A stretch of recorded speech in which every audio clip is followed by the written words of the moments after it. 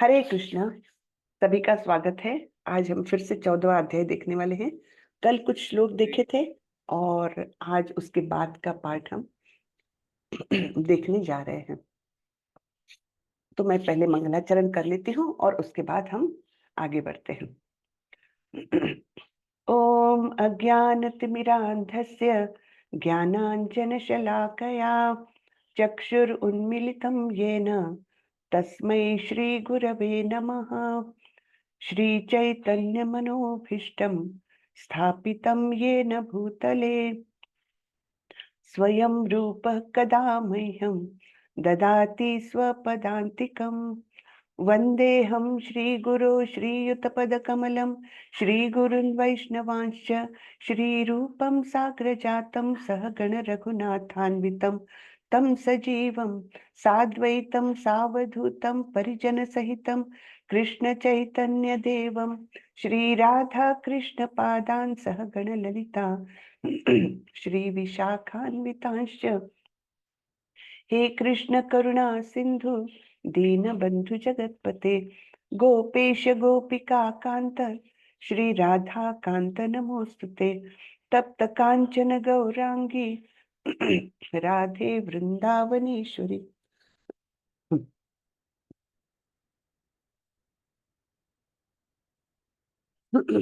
वृषभानुसुते देवी प्रणमामि हरि।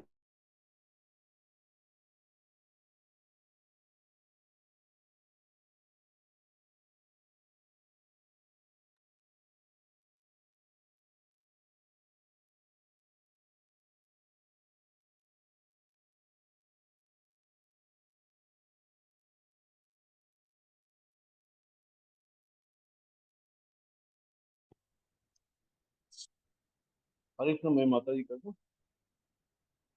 तप्त कांची गौरांगी राधे वृंदावनेश्वरी वृषभानुसुते देवी प्रणमामि हरि प्रिये।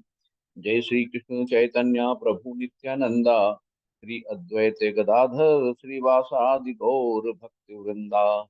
हरे कृष्णा कृष्णा कृष्णा हरे हरे हरे रामा राम राम हरे हरे। हरे कृष्णा कृष्ण कृष्णा हरे हरे हरे रामा राम राम हरे हरे। हरे कृष्णा कृष्ण कृष्णा हरे हरे हरे रामा राम राम हरे हरे। अनंत कोटि वैष्णव की जय। श्रील प्रपाद की जय। हरे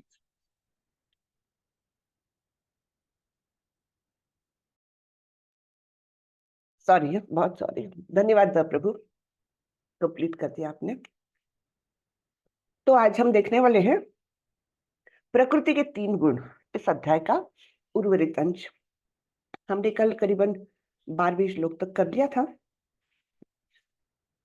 तो हमने देखा था कि सत्व गुण कौन से चीजों से बांधता है हमें, सुख और ज्ञान से। रजोगुण आसक्ति से, है ना, आसक्ति रहती है रजोगुण वाले में।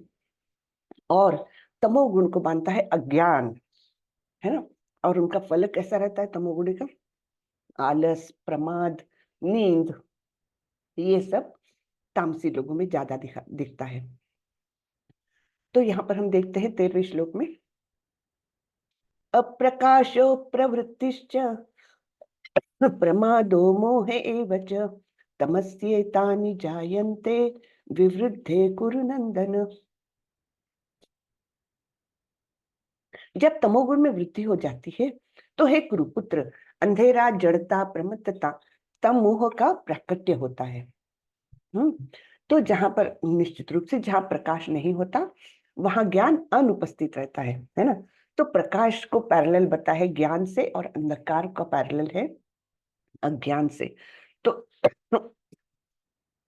चैतन्य चरितामृत में कहा गया है, कृष्ण सूर्य सम माया अंधकार, जहां कृष्ण तहां नहीं मायेरा अधिकार।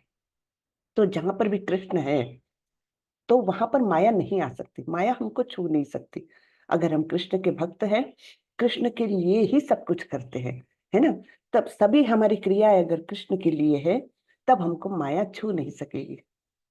लेकिन जहां हमने कृष्ण को नकार दिया, जहां हम कृष्ण से दूर गए, तो वहां क्या होगा? माया हमको झपट लेगी, माया हमको तमोगुण में डालने की कोशिश में रहती है। ठीक है, तो जहां प्रकाश नहीं होता वहां ज्ञान अनुपस्थित रहता है। तमोगुणी व्यक्ति किसी नियम से बंधकर कार्य नहीं करता। तमोगुणी लोगों को पसंद नहीं है कि जो समाज के नियम हैं उनका अनुपालन करते हुए चले। उसको पसंद नहीं है, उसको लगता है कि मैं अपने नियम बनाऊंगा। मैं क्यों सवेरे जल्दी उठूं, 12 बजे उठूंगा तो क्या होगा?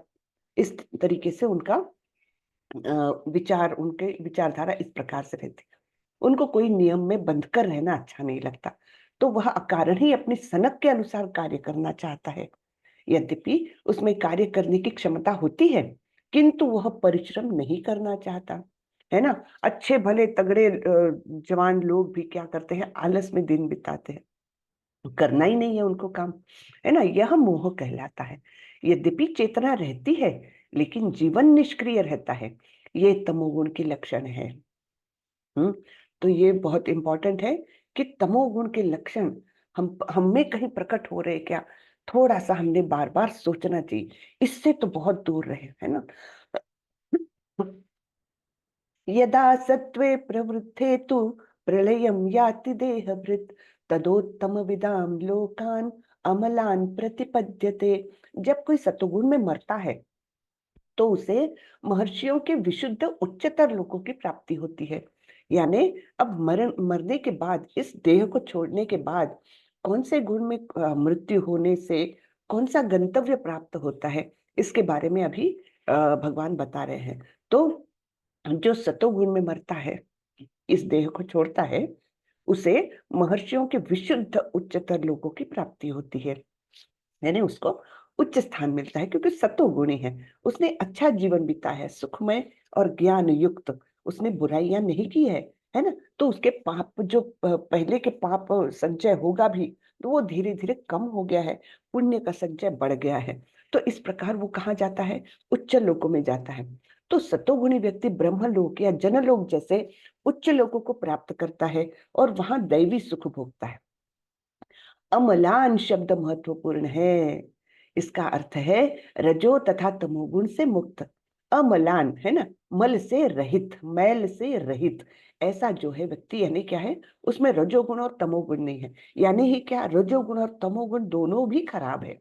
हाँ, थोड़ा सा रजोगुण इज बेटर देन तमोगुण, क्योंकि वो कम से कम कार्य करता है, बहुत मेहनत करता है वो व्यक्ति।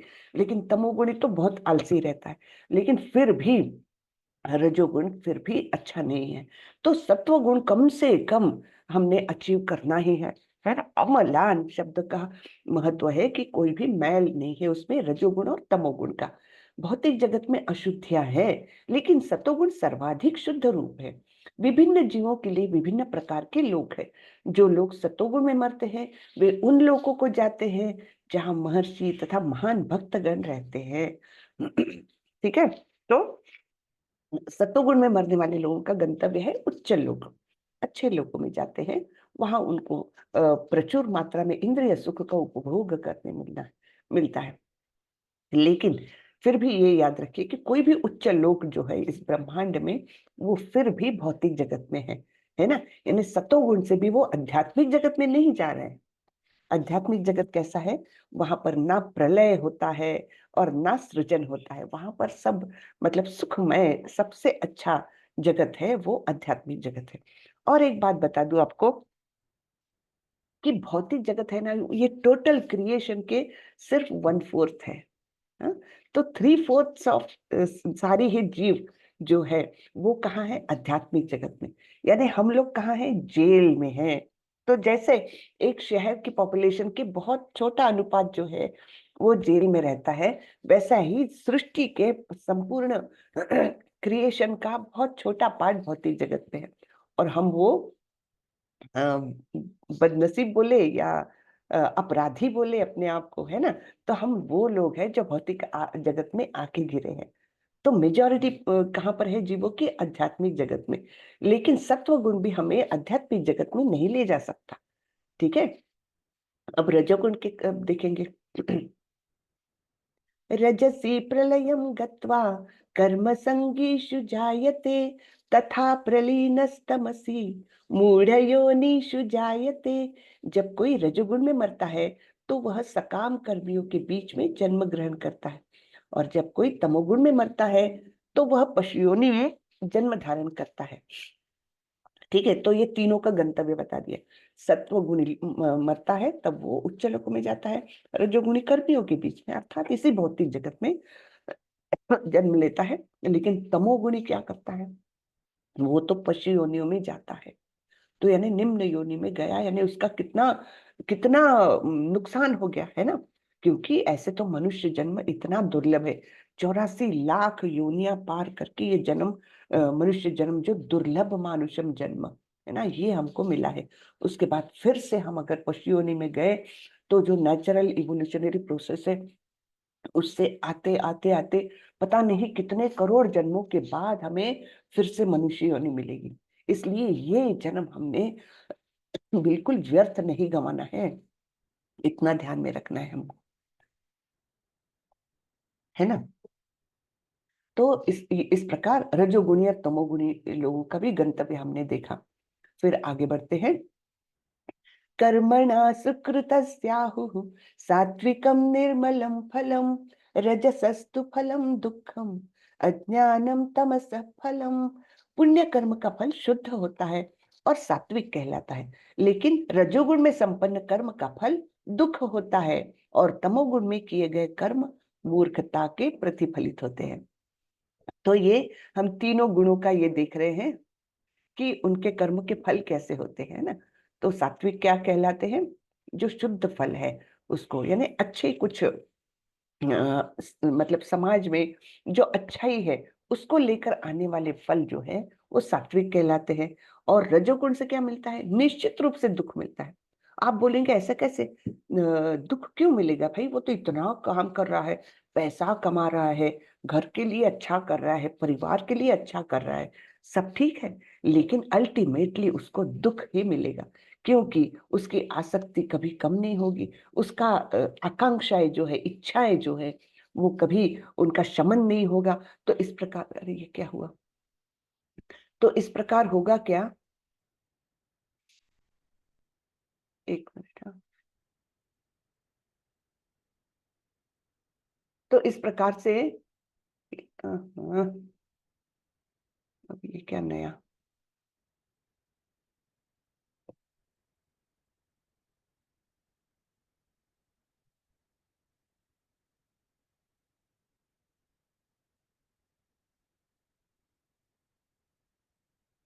तो इस, हाँ ठीक है। तो इस प्रकार से रजोगुण का फलित जो होता है वो निश्चित रूप से दुख होता है, क्योंकि उसको कभी सेटिस्फेक्शन होना ही नहीं है, और सेटिस्फेक्शन के बिना सुख नहीं है। जो अनसेटिस्फाइड रहेगा वो सुखी कैसे कहलाएगा, है ना। तो वो तो दुखी ही रहेगा, उसका ग्रम्बलिंग चलता ही रहेगा। अरे मुझे बड़ी कार ले चाहिए थी, अरे मुझे बड़ा घर चाहिए था, है ना। वो कभी भी सेटिस्फाइड नहीं रहेगा, इसलिए उसका तो जो कर्म फल है वो दुख ही है। और तमोगुण क्या होते हैं, वो तो मूर्खतापूर्ण होते हैं, है ना। केवल मूर्खतापूर्ण उनका प्रतिफल होता है तामसी लोगों के लिए। ठीक है, आगे बढ़ते हैं। ये थोड़ा सा हम पढ़ लेते हैं, ये बहुत अच्छा बताया है प्रभुपाद जी ने। हरे कृष्ण, श्रीला प्रभुपाद की जय। हम्म। तो यहाँ से पढ़ते हैं। अतः भगवत गीता का कथन है कि रजोगुण के अधीन होकर जो भी कर्म किया जाता है उसमें निश्चित रूप से महान कष्ट भोगने हैं, है ना, बहुत काम करता है वो। इससे यह मानसिक तुष्टि हो सकती है कि मैंने यह मकान बनवाया या इतना धन कमाया, लेकिन यह कोई वास्तविक सुख नहीं है। जहां तक तमोगुण का संबंध है, कर्ता को कुछ ज्ञान नहीं रहता, अतएव उसके समस्त कार्य उस समय दुखदायक होते हैं, और बाद में उसे पशु जीवन में जाना होता है ना। जब खराब कर्म करेंगे, दूसरों को दुख देने वाले, पीड़ा देने वाले कर्म करेंगे, तो निश्चित रूप से उसका फल उसको क्या मिलेगा, पशु जीवन में जाना पड़ेगा। पशु जीवन सदैव दुखमय है, यद्यपि माया के वशीभूत होकर वे इसे समझ नहीं पाते। अब जो पशु बन जाता है ना, उसको ये नहीं समझता कि ये दुखमय जीवन है। एक्चुअली हमारा भी जीवन दुखमय है। ये भौतिक जगत ही दुखालयम अशाश्वतम, ऐसे भगवान ने इसको डिफाइन किया हुआ है। लेकिन हम कम से कम थोड़ा सोच सकते हैं, है ना। हम कम से कम अपने जीवन का गंतव्य क्या होना चाहिए इसके बारे में कुछ सोच सकते हैं, लेकिन पशु ऐसे नहीं कर सकते। तो उनका यद्यपि जीवन बहुत दुखमय रहता है, फिर भी माया उनको ऐसे भ्रमित करती है कि किसी भी योनि का जीव जो है किसी भी योनि में जाए, वो माया के वशीभूत होकर इस दुख को समझ ही नहीं पाता। इसके बारे में एक इंद्रदेव की एक कथा आती है। डिटेल्स तो मैं नहीं बता पाऊंगी, लेकिन उसमें ऐसा होता है कि उनको इंद्रदेव को श्राप मिलता है और उनको सूकर का जीवन, यानी पिग, है ना, सूकर का जीवन उनको मिलता है। सूकर योनि में आ जाते हो। लेकिन माया का प्रभाव देखिए, उस सुकर योनि में बड़े आनंदित रहते हैं वे, है ना। उनका बड़ा परिवार, इतने सारे फीमेल सुकर और इतने सारे ढेर सारे बच्चे, और वे सब मैल और ये गंदा सब खाते हुए, गंदगी में रहते हुए भी अच्छे से आनंद में है। अब काफी साल हो जाते हैं तो नारद मुनि आते हैं। इंद्रदेव, ये आपका स्थान नहीं है, आपका स्थान, आप इंद्रदेव हो, उधर चलिए, स्वर्ग लोक में चलिए। लेकिन इंद्रदेव तो अपने आप का, अपना अस्तित्व, मतलब जो ओरिजिनल जगह है वो तो भूल गए। वो तो अपने आप को यहाँ पर बड़ा आनंदित महसूस कर रहे। वो बोले नहीं नहीं, मैं नहीं आना चाहता, मैं यहाँ पर बड़े ही आनंद में हूँ। देखो मेरा इतना बड़ा परिवार है और मैं बहुत आनंद में हूँ। फिर बड़ी मुश्किल से नारद मुनि ने उनको समझाया और फिर उनको वापस इंद्र लोक लेकर लेकर जाकर उनको पद दिलवाया। ठीक है ना। तो ये है माया, कि किसी भी योनि में वो रहे, जीव रहे, माया उसको ऐसे भ्रमित करती है कि वो अपने दुख को समझ नहीं पाता। पशुओं का वध भी तमोगुण के कारण है। पशु अधिक यह नहीं जानते कि भविष्य में इस पशु को ऐसा शरीर प्राप्त होगा जिससे वह उनका वध करेगा। बहुत बड़ी बात बताई है यहाँ पर, और ये सभी शास्त्रों में है। यहाँ तो प्रभुपाद जी उसका सारांश दे रहे हैं। ये सभी शास्त्रों में लिखा है कि हम जिस पशु का मांस खाते हैं, कहीं ना कहीं कोई जन्म में वो पशु ऐसा योनि प्राप्त करेगा कि वो हमारा मतलब हमारी हत्या करेगा। तो इस ये मतलब बहुत खराब चीज है ना। तो यानी परिणाम, हमारे कोई भी कार्य का परिणाम क्या होगा, इसके बारे में हमने जरा सजगता से सोचने की आवश्यकता होती है। तो यहाँ पर ये प्रभुपाद जी बताते हैं कि पशुवधिक यह नहीं जानते कि भविष्य में इस पशु को ऐसा शरीर प्राप्त होगा जिससे वह उनका वध करेगा। यही प्रकृति का नियम है। हाँ, हम ये नहीं बोल सकते कि हमको तो नियम मालूम नहीं है। आपको मालूम हो ना मालूम हो, नियम तो नियम है और वो लागू होगा ही, बहुत स्ट्रिक्टली लागू होगा। जैसे गवर्नमेंट का नियम कोई भी होता है, हम ये नहीं बोल करके छूट सकते, अरे मुझे वो इनकम टैक्स के नियम नहीं मालूम थे तो मैंने इनकम टैक्स नहीं भरा। जी नहीं, नहीं मालूम होना ये कोई एस्केप नहीं है, आपको वो करना ही पड़ेगा। उसी प्रकार उससे भी स्ट्रिंजेंट है ये तो प्रकृति के नियम, क्योंकि प्रकृति के नियम बनाने वाले, उनका अनुपालन होता है नहीं होता है, देखने वाले तो हमारे हृदय में ही बैठे, है ना। तो वो तो सब कुछ जानते हैं। हम कोई भी क्षण ऐसा नहीं बोल सकते कि मैंने ये किया, किसको पता चला, है ना। ये हम कभी भी नहीं बोल सकते, क्योंकि एक तो हृदयस्थ हमारे परमात्मा, दूसरे ये सूर्य चांद, है ना, और हवा, ये सब कौन है, उनके एजेंट से वो सब कुछ जानते हैं। इसलिए हमने एक क्षण के लिए भी ऐसा नहीं सोचना चाहिए कि मैं ये गलत काम कर रहा हूँ, मुझे कौन देख रहा है, कोई साक्षी नहीं है। ऐसा नहीं होता। प्रकृति ने बहुत सारे साक्षी यहाँ निर्माण करके रखे हैं और वो सब कुछ देखते हैं। ठीक है। मानव समाज में यदि कोई किसी मनुष्य का वध कर दे तो उसे प्राणदंड मिलता है। यह राज्य का नियम है। अज्ञानवश लोग यह अनुभव नहीं करते कि परमेश्वर द्वारा नियंत्रित एक पूरा राज्य है। प्रत्येक जीवित प्राणी परमेश्वर की संतान है और उन्हें एक चींटी तक का मारा जाना सह्य नहीं है। हाँ, तो भगवान को ये सहन नहीं होता कि कोई भी उसके उनके बनाए हुए जीव को तकलीफ दे। एक चींटी को भी हम मारते हैं तो उसका कुछ ना कुछ हम पर परिणाम होता ही है। ठीक है। तो इसके बारे में एक जगह मैंने पढ़ा, तो जैसे एक पिता है, उसके बच्चे हैं कई सारे, बड़ा बच्चा है जो बहुत प्रबल है, तो क्या वो बड़े बच्चे ने छोटा जो कमजोर है, बहुत कमजोर है, असहाय है, ऐसे बच्चे को मारना या तकलीफ देना, क्या वो पिता को सहन होगा? बिल्कुल नहीं होगा, है ना? इसी प्रकार यद्यपि मानव योनि ये सर्वश्रेष्ठ योनि है इस भौतिक जगत में, फिर भी अगर वो मानव योनि में रह करके किसी छोटे प्राणी की हत्या कर दे, उसको तकलीफ पहुंचाए, तो भगवान को कैसे अच्छा लगेगा, है ना? भगवान के हम सभी अंश हैं, हम उनके ही बच्चे हैं, है ना? हमने पिछले अध्याय में देखा था कि हम बीज प्रद पिता, ऐसे भगवान स्वयं बोले हैं कि मैं ही सभी जीवों का बीज देने वाला पिता हूँ। भगवान ही प्रकृति को गर्भस्थ करते हैं, है ना? तो ये सब हमने जरा सोचना चाहिए। इस अध्याय का यही सारांश है कि हम कौन से गुण में हैं, हमारी हर क्रिया हम कौन से गुण के प्रभाव में कर रहे हैं, इसको हम खुद एनालाइज करें। ठीक है, चलिए आगे बढ़ते हैं। सत्वात् संजायते ज्ञानम रजसो लोभ एव च प्रमादमोहौ तमसो भवतो ज्ञानमेव च। सत्वगुण से वास्तविक ज्ञान उत्पन्न होता है, रजोगुण से लोभ उत्पन्न होता है और तमोगुण से अज्ञान, प्रमाद और मोह उत्पन्न होते हैं। ठीक है, तो ये हर गुण का प्रभाव, बाह्य प्रभाव क्या हो रहा है, क्या उत्पन्न हो रहा है, ये बताए हैं। तो सतोगुण से तो ज्ञान, है ना? सतोगुण को बांधता ही है, सतोगुणी लोगों को बांधता ही है ज्ञान और सुख का एहसास। रजोगुण से लोभ, क्योंकि उसकी आकांक्षाएं कभी पूरी ही नहीं होती, एक इच्छा पूरी हो जाए 10 इच्छाएं हाजिर हो जाती है। और तमोगुण क्या है? तमोगुण से अज्ञान, प्रमाद और मोह उत्पन्न होते हैं।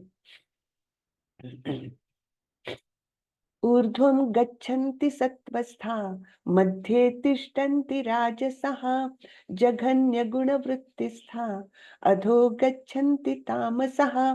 सतोगुणी व्यक्ति क्रमशः उच्च लोगों को ऊपर जाते हैं, है ना? जैसे भूलोक से वो ऊपर जाएंगे, सूर्यलोक, चंद्रलोक, इंद्रलोक, है ना, ब्रह्मलोक तक वो उसी प्रकार से अगर कार्य करते रहे तो उच्च लोगों को क्रमशः जाते हैं वे। रजोगुणी इसी पृथ्वी लोक पे रह जाते हैं। हमने देखा था रजोगुणी कहाँ जन्म लेते हैं मृत्यु के उपरांत? कर्मियों के बीच में। और कर्मी कहाँ है? इसी भूलोक में, है ना? तो इसी पृथ्वी लोक में ऐसे रजोगुणी लोग रह जाते हैं। और जो अत्यंत गर्हित तमोगुण में स्थित है वे नीचे नरक लोकों में जाते हैं। ठीक है, तो ये बड़े मतलब से बहुत अच्छा डिटेल में भगवान ने बताया हुआ है। तो इसलिए ये गुणों का प्रभाव है, इसको हमने हर जगह पर समझना चाहिए। हमको छोड़ती नहीं है माया, हमको गुणों से बांध के रखा हुआ है, लेकिन फिर भी कम से कम हम इन गुणों को इस प्रकार से हमारा जीवन करें, कम से कम सत्व गुण में जाए। और फिर अगर अध्यात्म में हमने रुचि ली, अगर भक्तों का संग मिला, अगर कृष्ण का प्रसाद मिला, गुरु की कृपा हुई, तो हम धीरे धीरे शुद्ध सत्व में जा सकते हैं। लेकिन पहले हमको अपने आप को सत्व गुण में स्थापित करना होगा। ठीक है ना? नान्यम गुणेभ्यः कर्तारम यदा दृष्टानुपश्यति गुणेभ्यश्च परम वेत्ति मद्भावम सोऽधिगच्छति। जब कोई यह अच्छी तरह जान लेता है कि समस्त कार्यों में प्रकृति के तीनों गुणों के अतिरिक्त अन्य कोई कर्ता नहीं है, और जब परमेश्वर को जान लेता है जो इन तीनों गुणों से परे है, तो वह मेरे दिव्य स्वभाव को प्राप्त होता है। ठीक है, तो जब कोई यह अच्छी तरह जान लेता है कि समस्त कार्यों में प्रकृति के तीनों गुणों के अतिरिक्त अन्य कोई करता नहीं, हाँ, तो हम जो भी कुछ करते हैं हमको हम बंधन में हैं, इसलिए एक्चुअली कठपुतली के समान करने वाला कौन है? प्रकृति है, वो हमको नचा रही है हर जगह पर। तो जो भी कार्य हो रहा है वो प्रकृति कर रही है, गुण कर रहे हैं, है ना? और ये सब जान लेता है, ये सब ज्ञान प्राप्त कर लेता है, फिर वो परमेश्वर को जानने की कोशिश करता है। और जब वह परमेश्वर को जान लेता है तो जो परमेश्वर कहाँ है? इन तीनों गुणों से परे है, उनके नियंत्रण में है ये सारी प्रकृति, तीनों गुण ये उनके नियंत्रण में है, तो वे इससे परे हैं, ऊपर है वे। तो इस प्रकार जब हम परमेश्वर को जानते हैं तो हम उससे ऊपर उठने की कोशिश करते हैं, गुणातीत होने की कोशिश करते हैं, और इस प्रकार हम दिव्य स्वभाव को प्राप्त करते हैं भगवान के। तो ये है गुणों का प्रभाव, और उससे ऊपर कैसे जाने के लिए क्या हमको प्रेरित कर रहा है ना? तो यहाँ पर अब आगे बोलते हैं भगवान, गुणानेतान नित्यं त्रिन देहि देह समुद्भवान जन्म मृत्यु जरा दुःखैर विमुक्तो अमृतमश्नुते। जब देहधारी जीव भौतिक शरीर से संबंध इन तीनों गुणों को लांघने में समर्थ होता है तो वह जन्म मृत्यु बुढ़ापा तथा उनके कष्टों से मुक्त हो सकता है और इसी जीवन में अमृत का भोग कर सकता है। ठीक है, तो अगर इसी जीवन को हमको सार्थक बनाना है, सफल बनाना है, और यहाँ पर जो दुखालयम है एक्चुअली उसमें भी हमको वो सुख पाना है जो आध्यात्मिक जगत में है, तो हमको क्या करना होगा, इसी देह में रहते हुए हमको गुणातीत होना पड़ेगा। हाँ, तो इसी जीवन में हम अमृत का भोग कर सकेंगे। ये छोटा सा है परपट, हम जरा देख लेते हैं। इस श्लोक में बताया गया है कि किस प्रकार इसी शरीर में कृष्ण भावना भावित होकर दिव्य स्थिति में रहा जा सकता है। संस्कृत शब्द देही का अर्थ है देहधारी। यद्यपि मनुष्य इस भौतिक शरीर के भीतर रहता है, लेकिन अपने आध्यात्मिक ज्ञान की उन्नति के द्वारा वह प्रकृति के गुणों के प्रभाव से मुक्त हो सकता है। वह इसी शरीर में आध्यात्मिक जीवन का सुखोपभोग कर सकता है, क्योंकि इस शरीर के बाद उसका वैकुंठ जाना निश्चित है। लेकिन वह इसी शरीर में आध्यात्मिक सुख उठा सकता है। दूसरे शब्दों में कृष्ण भावनामृत में भक्ति करना भवपाश से मुक्ति का संकेत है और अध्याय 18 में इसकी व्याख्या की जाएगी। जब मनुष्य प्रकृति के गुणों के प्रभाव से मुक्त हो जाता है तो वह भक्ति में प्रविष्ट हो जाता है। तो अभी अर्जुन को प्रश्न हुआ कि भगवान ने बता तो दिया कि तीनों गुणों को लांघना है, तो अर्जुन प्रश्न कर रहे हैं। अर्जुन उवाच कैर्लिङ्गैस्त्रीन् गुणान् एतान् अतीतो भवति प्रभो किमाचार्यः कथं चैतान् स्त्रीन् गुणान् अतिवर्तते। अर्जुन ने पूछा, हे भगवान, जो इन तीनों गुणों से परे है वह किन लक्षणों के द्वारा जाना जाता है?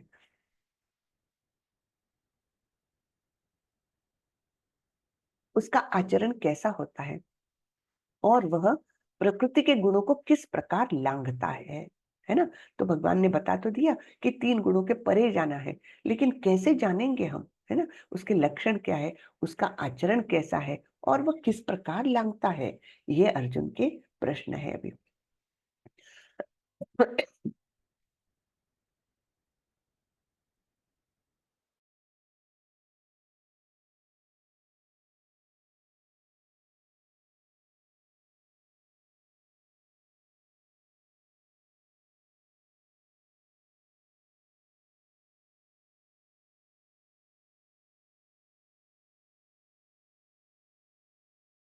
हाँ, श्री भगवानुवाच प्रकाशं च प्रवृत्तिं च मोहमेव च पाण्डव न द्वेष्टि सम्प्रवृत्तानि न निवृत्तानि काङ्क्षति उदासीनवदासीनो गुणैर्यो न विचाल्यते गुणा वर्तन्त इत्येवं योऽवतिष्ठति नेङ्गते समदुःखसुखं स्वस्थः समलोष्टाश्मकाञ्चन तुल्यप्रिया प्रियो धीरस् तुल्यनिन्दात्मसंस्तुति मानापमानयोस्तुल्यो मित्रारिपक्षयोः सर्वारंभ परित्यागी गुणातीतः स उच्यते।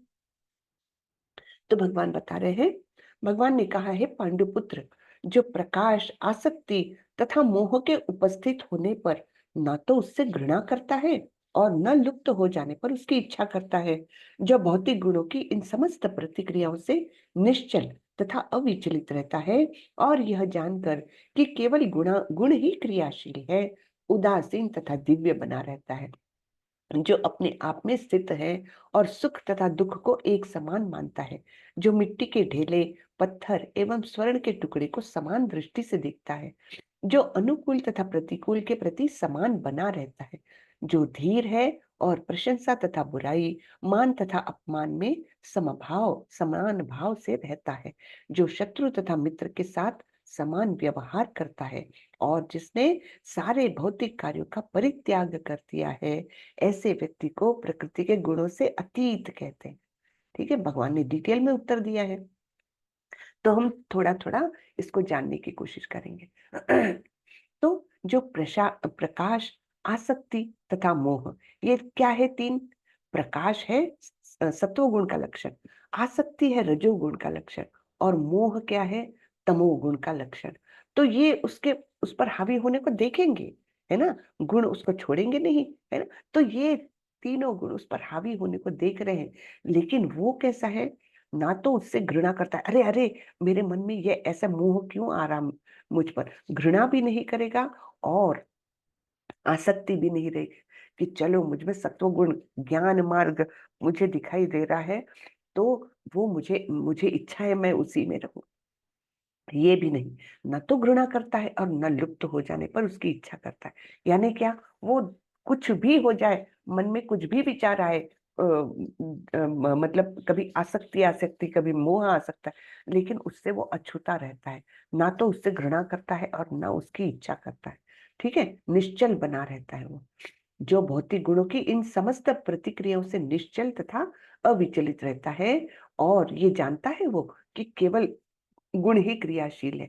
जब हम अपने आप में ये अंदर जान सकेंगे कि मेरे अंदर ये गुण ही क्रिया कर रहे हैं, जो मेरे मन में ऐसे भाव उत्पन्न हो रहे, कभी आसक्ति के, कभी मोह के, है ना, ऐसे भाव उत्पन्न करने वाली ये माया है, ये तीनों गुण है।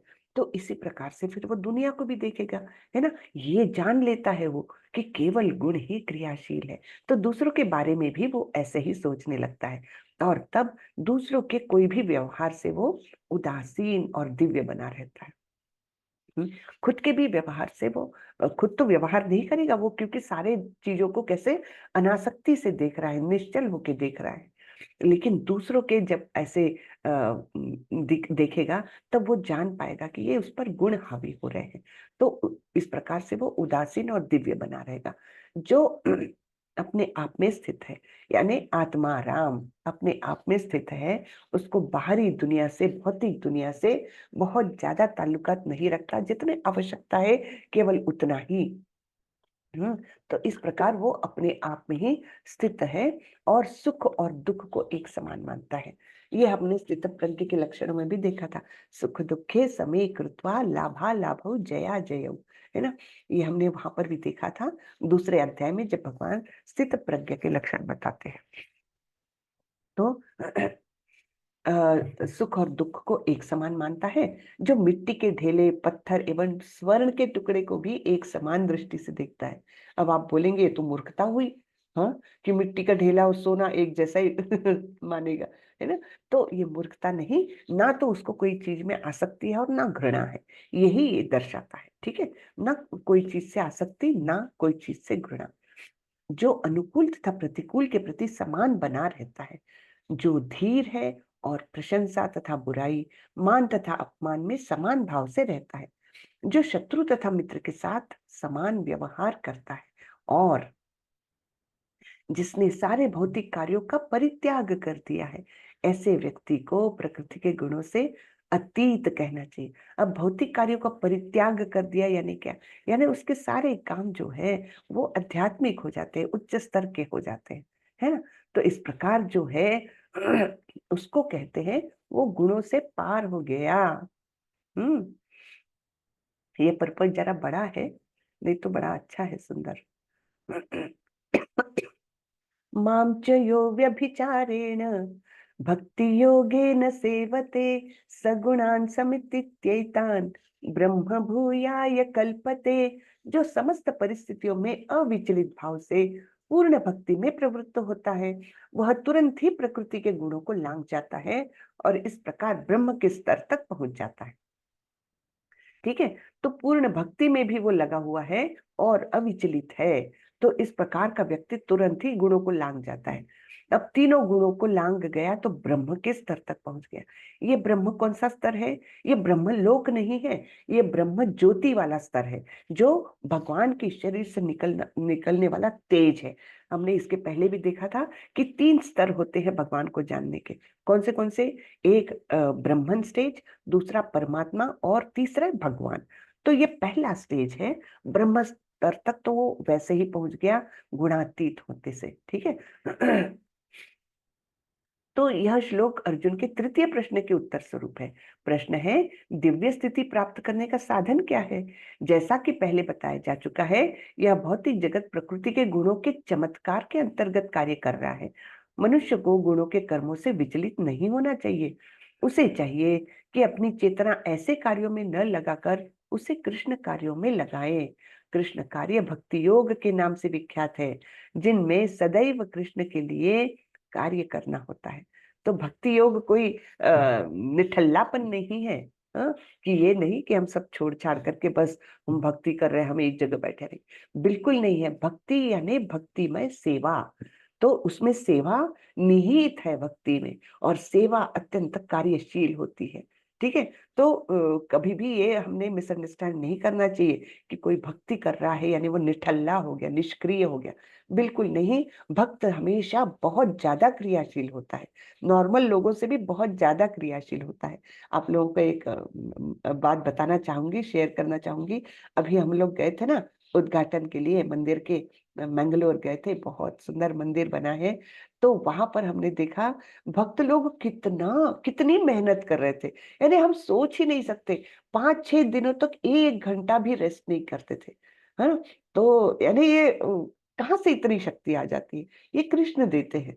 कितनी मेहनत, खाना खाने का ठिकाना नहीं, कुछ नहीं। और दवाई, कोई जिनको दवाई नॉर्मली लेनी पड़ती है वो दवाई भी उनको भूल रहे हैं। और दिन रात की मेहनत, 1 घंटा आधा घंटा सोने मिल गया तो मिल गया, नहीं तो उतना भी नहीं। और ऐसे इन्होंने 5-6 दिन लगातार मतलब ऐसे मेहनत की है। तो ये कैसे आता है? ये भक्ति से आता है। अत्यंत क्रियाशील होती है भक्ति, निठल्लापन नहीं होता है। तो इसमें न केवल कृष्ण ही आते हैं, अपितु उनके विभिन्न पूर्णांश भी सम्मिलित है, यथा राम तथा नारायण।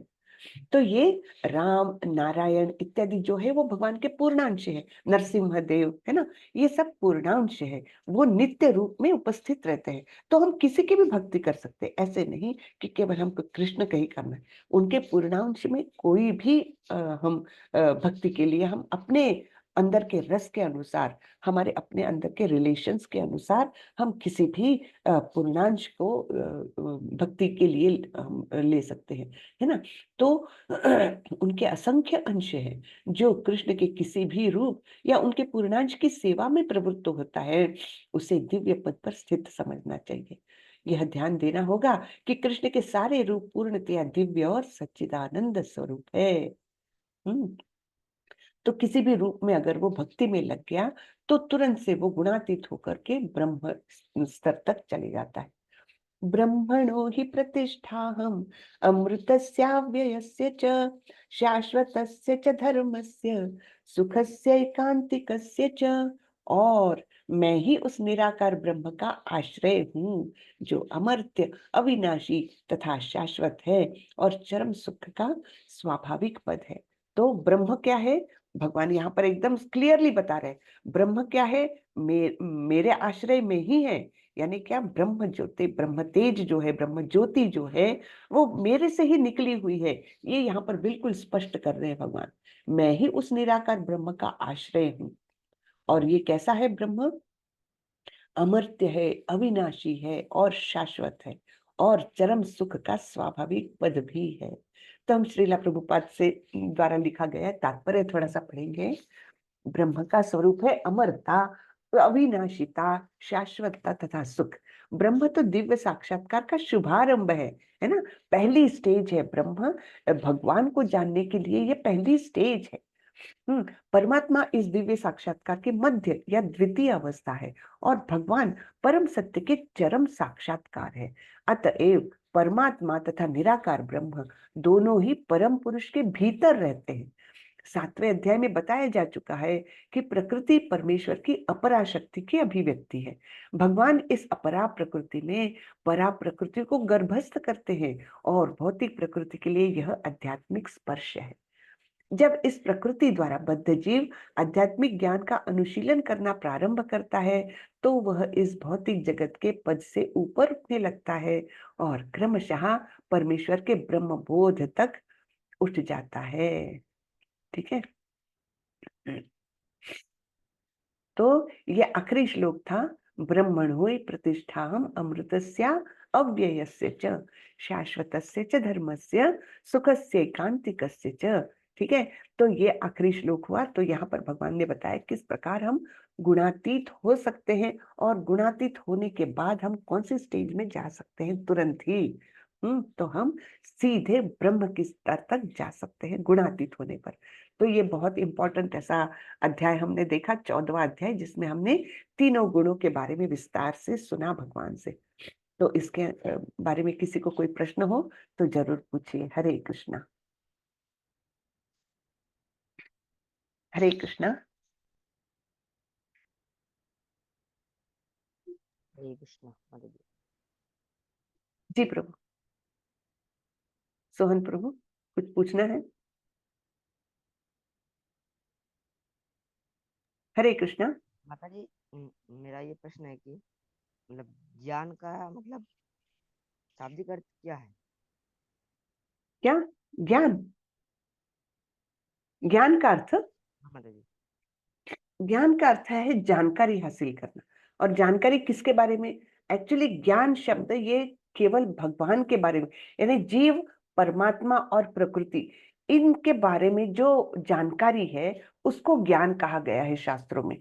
अन्यथा बाकी जो हम पढ़ते हैं, फिजिक्स, केमिस्ट्री, सोशियोलॉजी, साइकोलॉजी, जो भी पढ़ते हैं उसको ईशोपनिषद में उसको अविद्या कहा गया है ना। और विद्या किसको कहा गया है? भगवान, यानी जीव, जीव, ईश्वर और प्रकृति, इनके बारे में जो जानकारी है उसको ज्ञान कहा गया है एक्चुअली स्पीकिंग। हाँ, तो इस प्रकार हम, यानी शाब्दिक अर्थ लो तो ज्ञान यानी जानकारी हासिल करना, लेकिन शास्त्रों में जो दिया हुआ है ज्ञान का अर्थ वो है इन चीजों के बारे में, प्रकृति, ईश्वर और जीव, इनके बारे में जानकारी, और वो भी उनके परस्पर संबंध के बारे में जानकारी। कैसे वो निर्माण होते हैं, कैसे उनका विनाश होता है, तो ये सब जानकारी जो है उसको ज्ञान कहा गया है शास्त्रों में। ठीक है प्रभु। हरे कृष्णा। हाँ माता जी। हरे कृष्णा। और किसी का कुछ प्रश्न है? सब लोग अटेंडेंस फिल करते रहिए, हाँ, क्योंकि अभी खत्म होने आया है अपना। आज 14वां हो गया, तो बस अभी 4-5 हो रहे, और सब लोग क्विज कर रहे हैं। हरे कृष्णा। जी माता जी, कर रहे हैं क्विज। वेरी गुड जी। मैं बहुत माफी चाहती हूँ, आज मेरी आवाज जरा ठीक नहीं थी, बहुत खांसी थी, तो मैं जरा संभल संभल के ही बात कर रही थी, तो उसके लिए माफी चाहूंगी। तो चलिए, आज का खत्म तो हुआ। तो हम कल 15वां अध्याय देखेंगे। लगता है किसी को कोई समस्या है नहीं। एक्चुअली प्रश्न पूछना चाहिए, कुछ भी मन में प्रश्न आए और डिस्कशन होता है, मेरा भी ज्ञान बढ़ता है डिस्कशन करने से, है ना। लेकिन कोई पूछते नहीं है, कोई बात नहीं। चलिए, तो हम यही खत्म करें, क्षमा माता जी। जी माता जी, कुछ है नहीं। है ना। तो आज हरे का, कृष्णा, दंड हरे प्रणाम। कृष्ण, दंडवत प्रणाम। तो आज का सत्र हम यही खत्म करते हैं। वाचा कल्पतरुभ्यश्च कृपा कल्पतरुभ्यश्च कृपा सिन्धुभ्यैव च सिन्धुभ्यश्च पतितानां पतितानां पावनेभ्यो वैष्णवेभ्यो नमो नमः। अनंत कोटि वैष्णव वृंद की जय, श्रीला जय प्रभुपाद की जय। प्रभुपाद हरे की कृष्ण। जय। हरे हरे हरे कृष्ण, हरे कृष्ण। कृष्ण। सभी को दंड प्रणाम। हरे कृष्ण। हरे एक कृष्ण। दंडवत प्रणाम।